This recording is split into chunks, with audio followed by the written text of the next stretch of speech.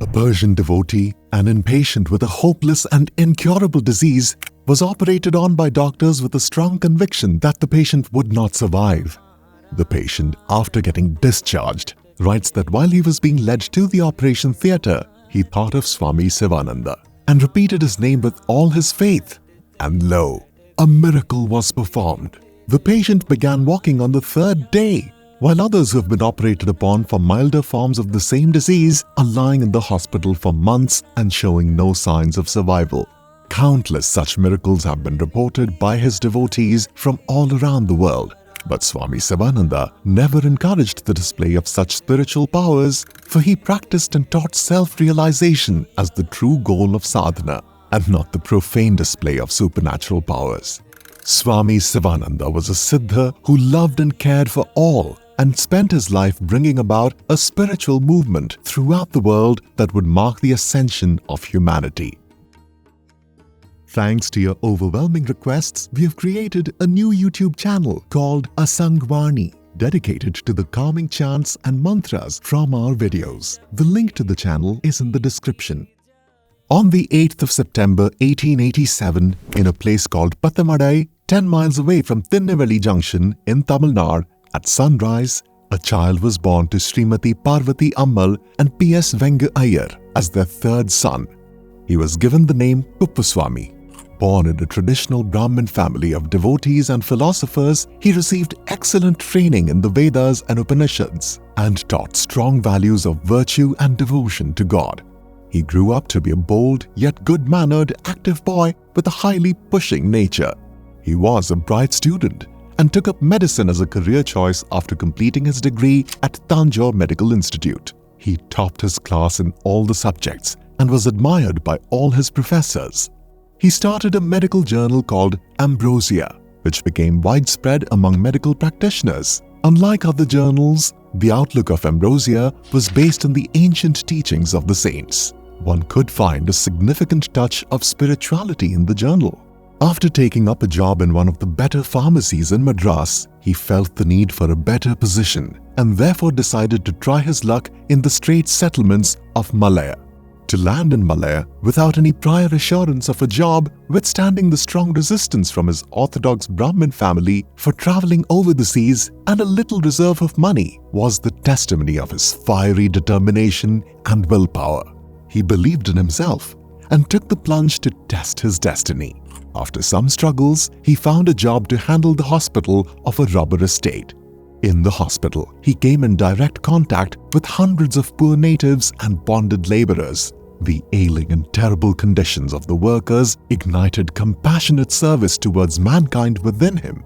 He served and took care of them with utmost dedication.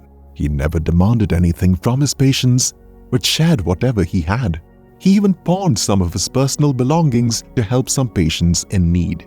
He used to cheer up people with his wit and humor and elevate the sick with loving and encouraging words. The sick persons felt a new health, spirit, and hope in his presence.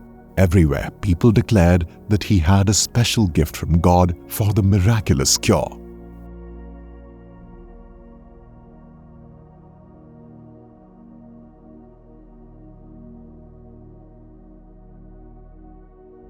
He spent 10 long years in Malaya, dedicated to serving poor and diseased people.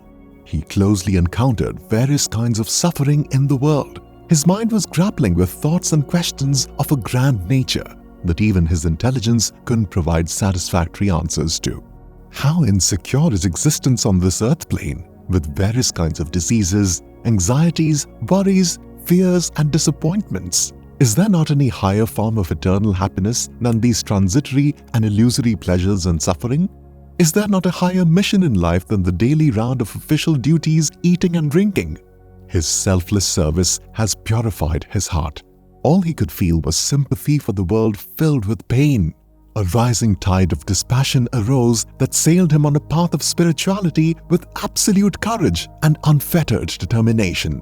He was deeply convinced that there is more to this ever-changing life where absolute security, perfect peace, and lasting happiness can be realized. In 1923, he renounced everything and took the life of a wanderer in search of the absolute truth. From Singapore, he went to Benares and began his journey in search of a guru who could guide him in his path. He firmly believed that a personal guru is essential in the spiritual journey. He traveled by foot for months, spending time in different religious centers of Maharashtra. He went to Nashik, Pune, Pandharpur, Dhalaj, and several other places. The pilgrimage helped him to develop a great measure of forbearance, equal vision in pain and pleasure, and a balanced mind. He learned many valuable lessons from the Mahatmas that he met along the way. During his pilgrimage, one of the Mahatmas suggested him to visit Rishikesh. He took the leap of faith and reached there with hope and faith. He fell in love with the divine vibrations of the new place and prayed with even more vigor to be united with his guru. The moment he met his preceptor, he felt the universal connection and was drawn towards him like a bee towards honey. On the 1st of June 1924, he received holy initiation on the banks of the Ganga from the sacred hands of Paramhansa Vishwananda Saraswati. He was given a new name, Swami Sivananda.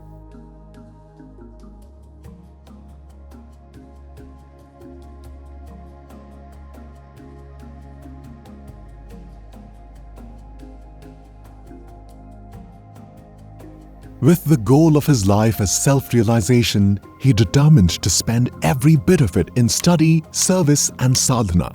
He began his rigorous practice comprising yoga asanas, pranayam, mudras, bandhas, long brisk walks, deep study of Upanishads and Vedas, silent meditation, and regular prayers. Observation of silence for most of the day and speaking only when necessary became his mode. He liked seclusion and avoided company unless his presence was required somewhere. He spent most of his time in meditation and practicing various kinds of yoga. He spent hours in contemplation, sitting on a rock or on a sand bank by the side of the holy Ganga. Swami Sivananda observed a period of 10 years of intense sadhana from 1924 till 1934, but his sadhana never ended throughout his life. The austerities that he performed to reach the highest truth only depicted his unassailable willpower. He would stand up to the hips in the ice-cold Ganges in winter mornings and commence his jap. He would spend more than 12 hours in daily meditation. Often he fasted for days. He used to gather bits of paper and used envelopes and stitch them into little notebooks. He entered some self-instructions into them. Some of the instructions found in them read thus: give up salt, give up sugar, give up spices, give up vegetables, give up chutneys, give up tamarind. In another we read, serve bhangis, serve rogues, serve inferiors, remove fecal matter, clean clothes of sadhus, take delight, carry water. Selfless service continued to be an important aspect of his sadhana. He served the sick and diseased sadhus around the place. For an hour every day, he visited the huts of the other sadhus to inquire about their well-being, attend to their sickness, and supply essential requirements. He also opened a small dispensary to serve the traveling devotees to Kedarnath and Badrinath. He said spiritual evolution is quicker through service done with proper emotion and attitude. After years of rigorous practice and unbroken sadhana, he attained the bliss of Nirvikalpa Samadhi. It is a state where the meditator, the meditation, and the object of meditation vanishes, and the mind completely merges into the absolute Brahman.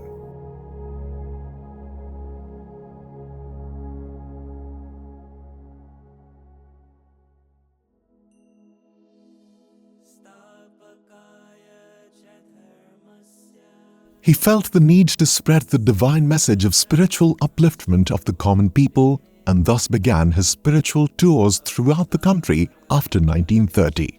During these tours, he would give discourses on yoga and conduct bhajans and kirtans. Hundreds of people flocked to these spiritual events. His bhajans were especially magical, and people would dance with joy hearing his singing voice.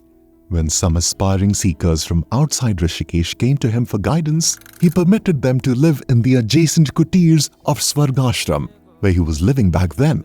More and more aspirants came in, and the Swargashram Trust couldn't handle the incoming people anymore. He left the ashram in the interest of the spiritual upliftment of a rising number of seekers and occupied an independent kutir in a dilapidated condition. A nearby dharamshala was used as residential quarters for the students. The students took great interest in the spiritual mission of their guru apart from their own practice. All the voluntary contributions of the devotees were used for the maintenance of his students and further activities of spreading spiritual knowledge in the form of publications and books. In 1936, he thought of carrying his work more systematically and thus established a trust in the name of Divine Life Society.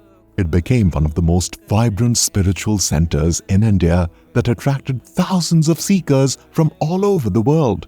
The message and the mission spread like wildfire to give rise to 300 centers in India and abroad. Sivananda Ashram in Rishikesh, also popularly known as Sivanandanagar, became the center of Divine Life Society's spiritual mission. It could accommodate 400 people and a grand kitchen to feed all the hungry stomachs. It houses the Yoga Vedanta Forest University, which trains the aspirants on the Vedantic scriptures. Apart from scriptural knowledge, they are trained in yoga techniques and infused with the spirit of service and devotion to enable their spiritual advancement.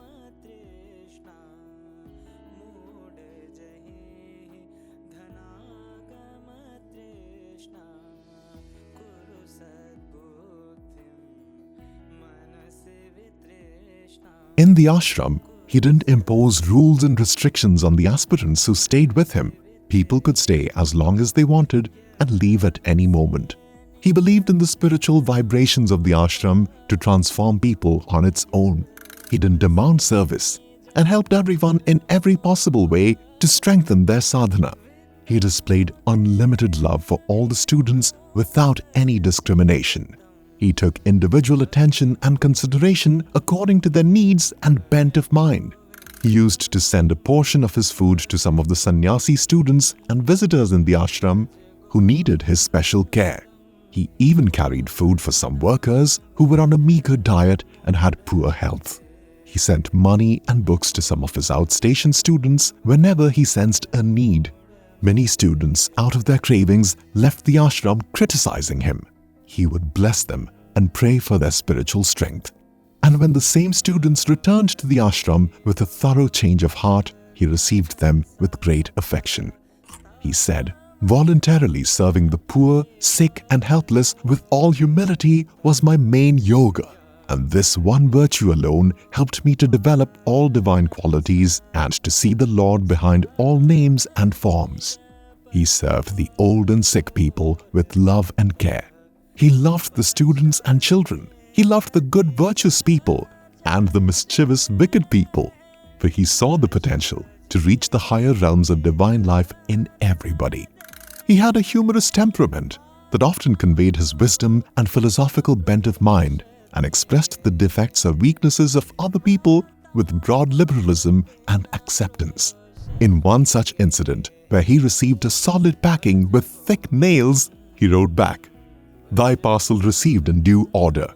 It was a Brahman packing with Brahmic screws which had Brahmanishtha. Hammering was not able to remove the cover. After all, it was broken into pieces. Thanks to the Brahmic packer of the parcel, the books reached me in good condition." With his magnanimous heart, astounding wisdom, cheerful personality, and acceptance for all, he became the teacher of the world, Jagat Guru.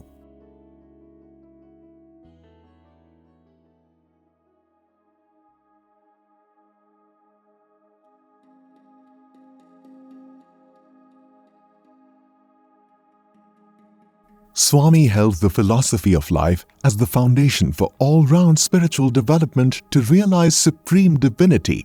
Although his principles and wisdom were borrowed from Vedanta, the philosophy taught by him was neither dreamy nor the world-negating doctrine of illusion. He professed practical Vedanta that didn't shut its eye to the painful conditions of the world, nor did it ignore the body and the mind. It was a philosophy for everyone, and not only intellectually stimulated humans. The one Brahman manifests in all the planes and degrees, including the lower planes of outward phenomena, sufferings, impermanence, impurities of the mind, etc. are all expressions of that one divinity in the lower plane. The aspirant has to pay his homage and perfect these attributes before stepping into the higher plane. Sound health, clear understanding, deep knowledge, powerful will, and moral integrity are all parts of the process of self-realization. He viewed the teachings of Vedanta as not in conflict with yoga, bhakti, and karma. All these elements are blended to constitute the whole in several states of its experience. He taught yoga of synthesis, where idol worship, service of the sick, meditation, yogasanas, pranayam, and the cultivation of cosmic love that transcended the barriers of caste, creed, and religion. His religion is secular and brings together people from all creeds, cults, and religious backgrounds. His teachings contained the quintessence of the teachings of all religions, all saints and prophets of the world. His principles were broad, universal, and in accordance with science and reason. Through his own life, he exemplified that sadhana is a lifelong process, and it's not just done for some time with extreme austerity for quick results. There is no shortcut to self-realization, and the process has to be gradual, with new learnings and small realizations at each step. He charged his mind with divine consciousness all the time, with 5 or 6 items of the sadhana all 24 hours, including japa, meditation, exercises including asana and pranayam, worship, study, writing work, and service to the world till he attained Maha-Samadhi on the 14th of July 1963.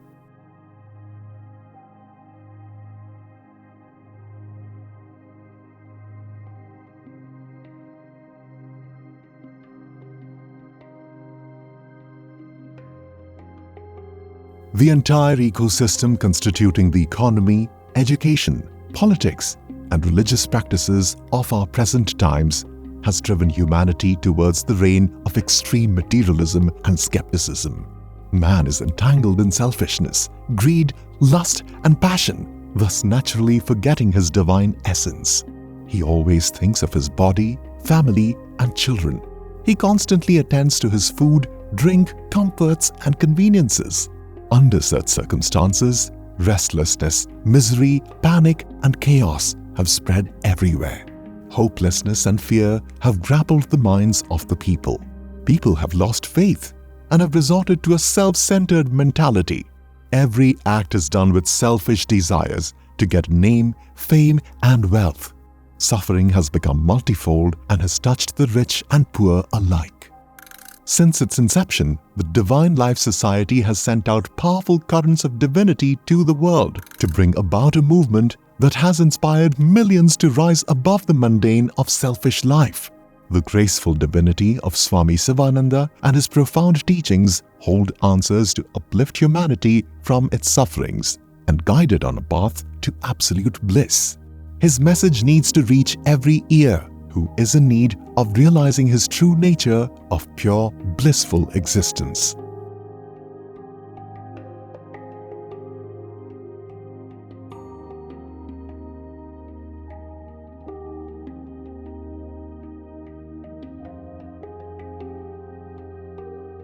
Swami Sivananda is an immortal guru who constantly reminds us about the divinity of our life. He keeps inspiring spiritual seekers all over the world to take a leap of faith and march towards a life that is beyond the evanescent pleasantness and sufferings of life. His teachings through the activities of Divine Life Society and several published books continue to ignite the fire and guide us in realizing the ultimate truth of our existence. His liberal belief system, practical philosophy, and universal teachings have attracted millions of seekers towards realizing their true nature through dedicated sadhana and selfless service.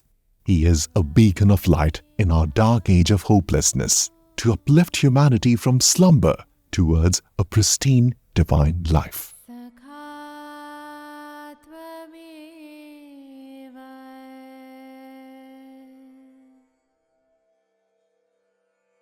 Twame